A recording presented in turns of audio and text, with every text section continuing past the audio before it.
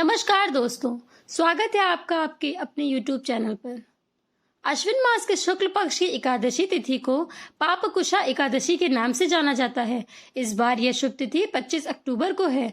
एकादशी के जिस व्रत से पापों के अंकुश लग जाए तो उस व्रत को पापकुशा एकादशी कहा जाता है। वनवास से लौटने के बाद भगवान राम और उनके भाई भारत का मिलाप भी इसी एकादशी के दिन हुआ था। इस वजह से इस तिथि का महत्व और भी बढ़ जाता है। इस एकादशी में भगवान पद्मनाभ का पूजन और अर्चना की जाती है, जिससे अक्षय पुण्य की प्राप्ति होती है और सुख समृद्धि में वृद्धि होती है। आइए जानते हैं पापकुशा एकादशी का महत्व, पूजा विधि और खास बातें। पापकुशा एकादशी का महत्व। पापकुशा एकादशी का व्रत करने से जब तप के समान फल की प्राप्ति होती है और 3 पीढ़ियों से पापों से मुक्ति मिल जाती है। मान्यता है कि इस एकादशी का व्रत करने से चंद्रमा के अशुभ प्रभाव से भी व्यक्ति को मुक्ति मिलती है और सौभाग्य की प्राप्ति होती है। इस दिन व्रत करने वाले व्यक्ति को यमलोक में किसी भी प्रकार की यातनाएं नहीं सहनी पड़ती। भगवान कृष्ण ने युधिष्ठिर को इस एकादशी का महत्व बताते हुए कहा कि यह एकादशी पाप का निरोध करती है, अर्थात पाप कर्मों से रक्षा करती है। इस तरह एकादशी का नाम पापकुशा एकादशी तिथि पर भगवान विष्णु के पद्मनाभ स्वरूप की पूजा की जाती है।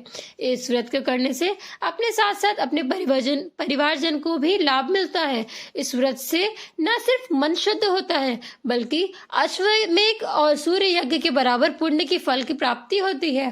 पाप रूपी हाथ का व्रत के पुण्य रूप अंकुश से बांधने के कारण इस व्रत का नाम पापकुशा एकादशी पड़ा।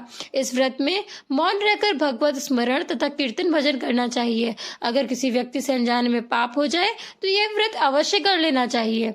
पापकुशा एकादशी व्रत विधि पूजन। एकादशी तिथि पर ब्रह्म मुहूर्त में उठकर स्नान आदि के बाद ईश्वर के सामने व्रत का संकल्प लेना चाहिए। इसके बाद एक चौकी पर भगवान विष्णु की मूर्ति या तस्वीर रखकर पूजा करनी चाहिए। सबसे पहले रोली अक्षत का तिलक लगाना चाहिए और सफेद फूल व तुलसी भगवान को अर्पित करें।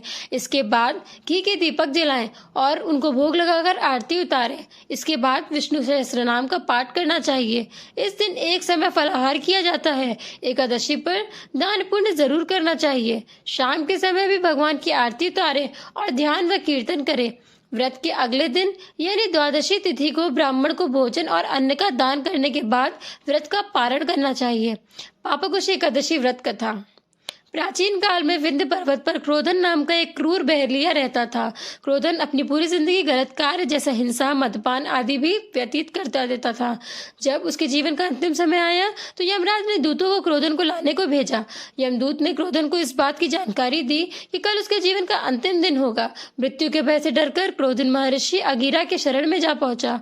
महर्षि ने क्रोधन की दशा को देखते हुए उस पर दया की और उसे पापकुशा एकादशी का व्रत करने को कहा। इस व्रत को करने से क्रोधन के सभी पाप नष्ट हो गए और भगवान की कृपा से मोक्ष की प्राप्ति हुई। एकादशी पर ना करें ये काम। पापकुशा एकादशी तिथि को व्रत रखने वाले परिवार में कोई रह रहा हो तो दशमी तिथि को से ही चावल और तामसिक भोजन से दूरी बनाकर रखनी चाहिए। दशमी पर 7 तरह के अनाज, इनमें गेहूं, उड़द, मूंग, चना, जौ, चावल और मसूर की दाल नहीं खानी चाहिए, क्योंकि इन 7 अनाज की पूजा एकादशी के दिन की जाती है। पापकुशा एकादशी पर ईश्वर का भजन और स्मरण रखने का विधान है। व्रत करने वालों को क्रोध, अहंकार, झूठ, फरेब आदि चीजों से दूर रहना चाहिए। साथ ही इस दिन सोना, तिल, गाय, अन्न, जल आदि चीजों का दान करना बहुत शुभ माना जाता है। धन्यवाद।